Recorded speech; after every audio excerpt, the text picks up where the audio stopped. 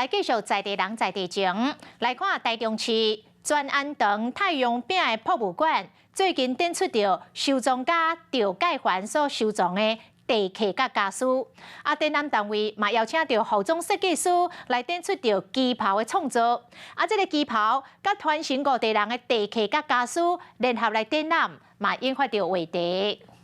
有些地契是有盖棺印，有些地契是没有盖棺印的。记一张搁一张反映的纸，说明背后的故事，这拢是清朝时的厝契，收藏家赵介环甲阿公阿嬷流传落来，传承5代厝契，放伫台中市专安堂太阳饼博物馆展览。它只是一个大概的一个叙述，这样子，权状上面会有什么坪数啦、大小啦，对，是很简单，就是只有讲说某某人这样子。经过10多年的战乱，过咸水来到台湾的厝契，会当保留到今，真正是最难得。除了厝契，现场嘛有阿嬷找小妹家私。当时的用字遣词啦，还有就是当时的时空背景的一些对物品的描述啦，还有就是他们的，因为当时是没有电脑的。厝契、家私含唐衫三个结合做伙，互民众终身回忆战乱年代不变情感。